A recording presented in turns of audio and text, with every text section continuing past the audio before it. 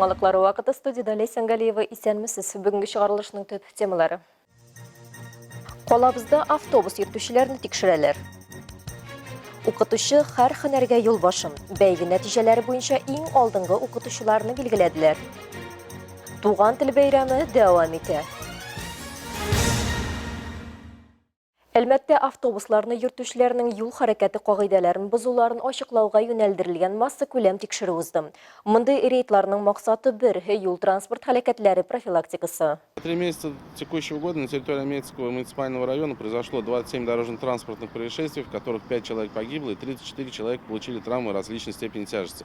Основные виды дорожно-транспортных происшествий – это столкновения. Произошло 17 дорожно-транспортных происшествий, в которых 4 человека погибли и 24 человека ранены.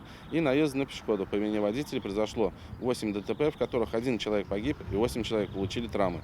2023 елның гыйнварыннан март айына кадәр Татарстан юлларында юл транспорт һәлакәтендә 50 кеше һәлак булган һәм 814 кеше төрле җәрәхәтләр алган. Шул ук чорда юл хәрәкәте кагыйдәләрен бозган өчен автобус йөртүчеләре тарафыннан 23 юл транспорт һәлакәте теркәлгән. Аларда 23 кеше яраланган. Мондый очракларны киметү һәм булдырмау максатыннан 24 апрельдән 3 майга кадәр автобус профилактик чарасы үткәрелә. Ул җәмәгать транспорты йөртүчеләренең юл хәрәкәте кагыйдәләрен бозуларын ачыклауга юнәлдерелгән.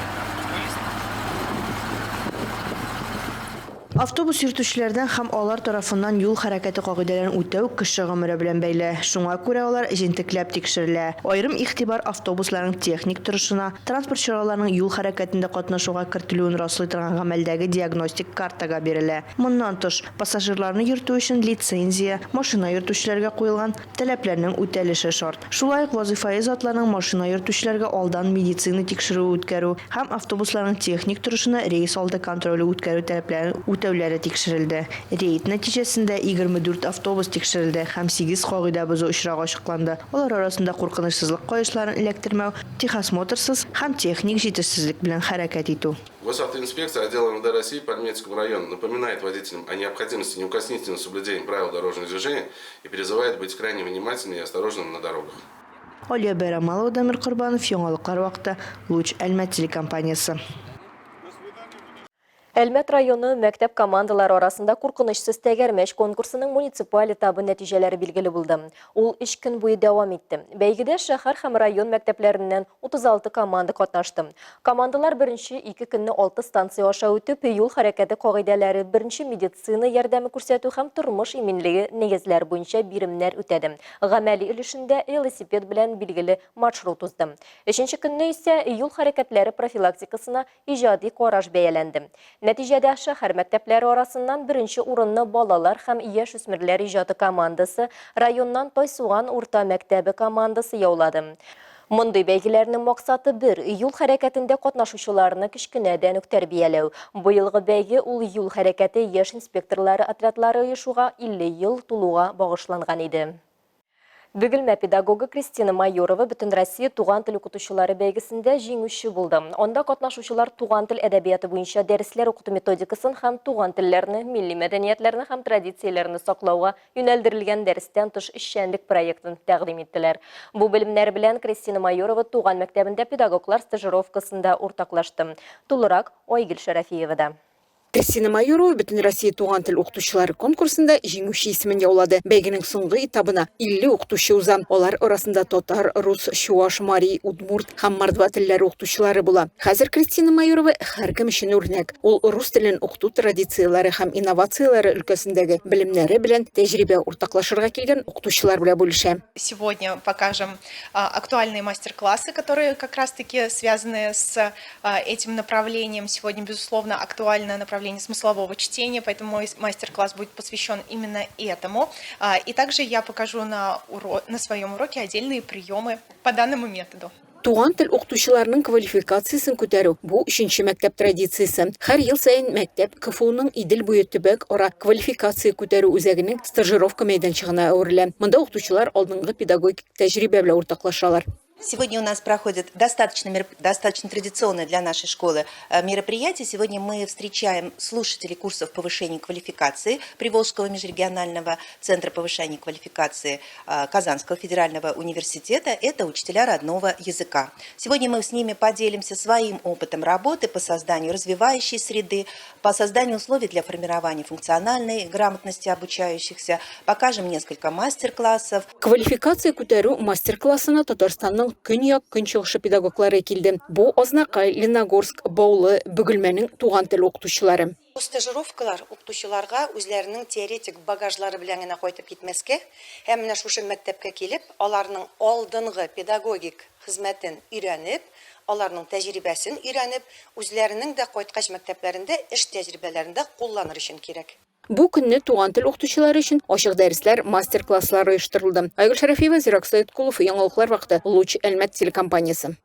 Азнакайда елның иң яхшы башлангыч сыйныф укучысы муниципаль бәйгесенең яңаклау этабы узды. Педагог һәм остаз елы кысаларында уздырылган конкурста районның 23-нче мәктәбеннән иң алдынгы 4-нче сыйныф укучылары катнашты.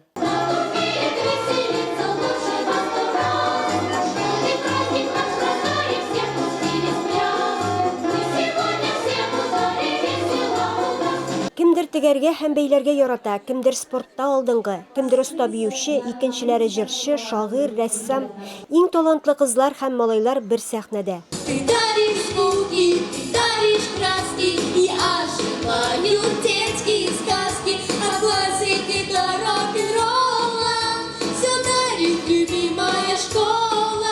Район башлыгы урынбасары Роза Галиева катнашучыларны тәбрикләп, изге теләкләрен җиткерде. Мондый ярыш районда инде берничә ел рәттән үткәрелеп килә. Быелгысының финал өлешендә барысы 11 укучы катнаша, һәм аларның берсе бүген җиңү яулаячак. Бәйге 2 этапта узды. Беренче өлештә конкурсантлар визит карточкасында үзләре турында сөйләделәр. Икенче өлештә интеллектуаль сорауларга җавап бирделәр. Конкурска мин бик озак әзерләндем. Татар теле олимпиадасыннан район күләмендә беренче урынны алдым. Без бергә конкурсында район буенча шулай беренче урынны алдым. Монда иң яхшы укучылар, иң актив укучылар. Алар бөтен конкурсларда, конференцияларда катнашалар, җиңүчеләр. Шуның өчен үз-үзләрен шушы сәхнәдә дә алар күрсәтәләр. Бәләкәй чактан мин яратам рәсемләр ясарга. Бик күп рәсем конкурсларында катнаштым, призлар алдым. Әлем яратам шигырьләр сөйләргә. Мәсәлән, шушы яктан, шушы туфрактан без иң ягымысын белә, туган телем серле тел, туган телем иркә гөлем. Кыш бабайга шигырь сөйлибез. Габдулла Тукайга багышланган 12нче халыкара шигырь сөйләүчеләр бәйгесе һәм бик күп башка нәфис сүз осталары бәйгеләрендә актив катнашып, дипломлар алдым. Барлык 23 конкурсантка да дипломнар һәм бүләкләр тапшырылды. Финалистлар арасында төрле номинацияләрдә җиңүчеләр билгеләнде. Бәйге йомгаклары буенча 3нче урынны Актүбә бистәсенең 3нче урта мәктәбе укучысы Милана Җәлалова яулады. 2нче урында Азнакай шәһәре 7нче мәктәбе укучысы Әдилә Закирова, ә елның иң яхшы башлангыч сыйныф укучысы исеменә Азнакай 5нче урта мәктәбеннән Анна Михайлова лайык булды. Илмира Шәрифуллина, Рөстәм Акбаров, Яңалыклар вакыты, Луч Әлмәт телекомпаниясе. Иң алдынгы укытучылар илгир укучыларны тәрбияләүчеләр. Бу хакта калабызда уздырылып килә торган төрле бәйгеләрдә кат-кат инанырга була. Бүген Әлмәттә узган Сәлам Тукай квест уенында да нәкъ менә укытучыларның укучылар белән уртак хезмәтләренә бәя бирелде. Икенче номерлы лицей Сәлам Тукай уен квестын инде 4нче тапкыр уздырыла. Беренче тапкыр ул аны үз укучылары арасында гына оештырган булса, икенче елдан башлап әлеге бәйге шәһәр күләм статусын алды. Уенда 6 команда катнаша. Һәр берсендә 6 бала. Башлыча 7нче, 8нче, 9нчы сыйныф укучылары. Татарстан нефтенә 60 ел исемендәге мәдәният һәм ял паркы локацияләрендә һәр команда үз биремен үти. Күңелләренә хуш килердә урыннарда реклама ясый, ял итүчеләр белән гәмә уздырып үзен журналистикада сыный, ребуста бирелгән язучының исемен шишеп, аның шигырен сәнгать итеп укый. Кроссворд чишә. Кәефләребез әйбәт, максатларыбыз җиңү. Рамазан 2нче лицей командасын тәкъдим итә. Оештыручылары үз уку йортлары булгач, аңа һәм иптәшләренә аерата тырышырга кирәк. Сынатып килешмәде егетләр. Быел һәр елны катнашып килә торган 3 уку йортына яңа эше өстәлгән. Булар 3нче, 25нче мәктәп һәм Мәмәт авылы мәктәбе командалары. Телевизор караучылар, сәгать 10 һәм без яңалыклар чыгарылышын башлыйбыз. Бүген шәһәр һәм районда 16 мәктәптә балаларга ана телендә белем һәм тәрбия бирү җайга салынган. 89 бакча һәм төркемнәрне кушсаң, барлыгы 170ләп укытучы милли юнәлештә эш алып бара дигән сүз. Бу уенның максаты шунда татар балаларын берләштерү һәм үз туган теленә карата кызыксынуны тагы да арттыру.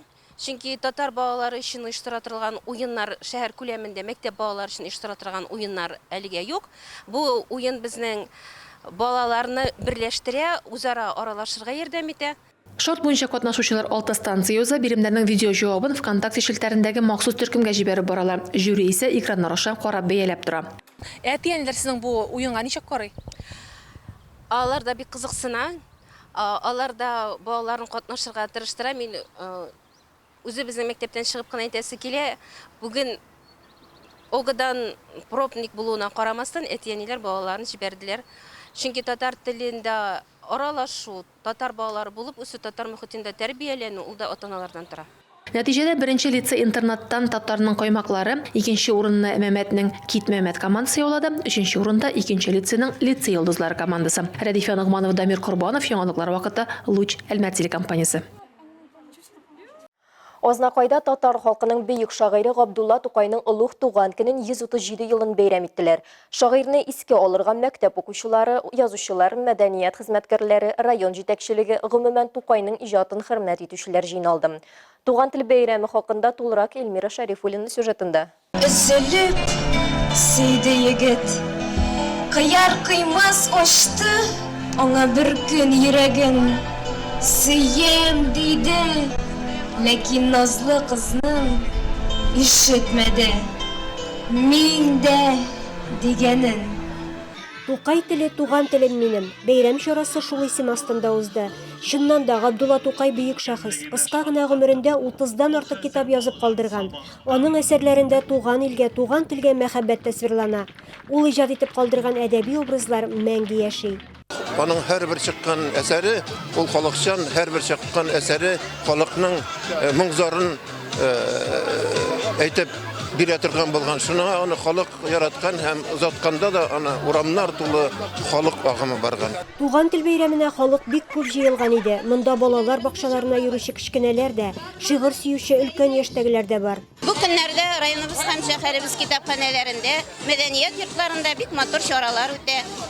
Төрле яшьтәге китап укучылар шигырьләрен яттан сөйли Тукайның, әкиятләрен сәхнәләштерә, китапларын яратып укыйлар. Ознакайлыларны район башлыгы Марсель Шайдуллин сәламләде.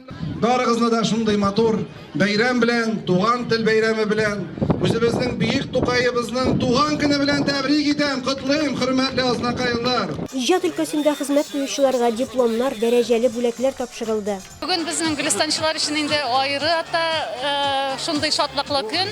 Безнең менә ике каләмдәшебез Эльмира Саляхова һәм инде Александр Леонидовичка бүген Мәхмүд Хәсәнов премияләре тапшырылачак, Алла бирсә. Тукай әкиятләре персонажлары бәйрәм кунакларын сихри дөньяга алып керде. Биредә шулай ук картиналар күргәзмәләре дә тәкъдим ителде. Габдулла Тукайга һәйкәл Ознакайның аның исемендә йөртелә торган урамында урнашкан. Һәм бүген ознакайлылар анда чәчәкләр салалар.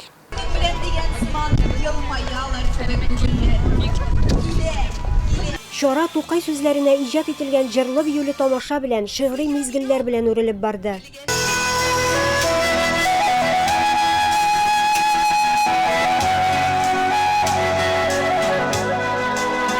Эльмира Шәрифуллина, Рөстәм Әкбәров, яңалыклар вакыты, Луч, Әлмәт телекомпаниясе. Әлмәт Татар дәүләт драма театры тамашачыларына яңа акция игълан итә. Ул бүлмә гөлләрен эмоцияләргә алыштырырга чакыра. Күпләребезнең өендә зур булып үсеп фатирга сыйышмаган гөлләр бар. Әгәр дә андый чәчәкләрегезгә урын табасыгыз килсә, театрга мөрәҗәгать итегез. Театр коллективы аларны үзләре килеп алып китәчәк. Алмашка май аенда булачак җаныгыз теләгән спектакльгә чакыру билеты бүләк итәчәкләр.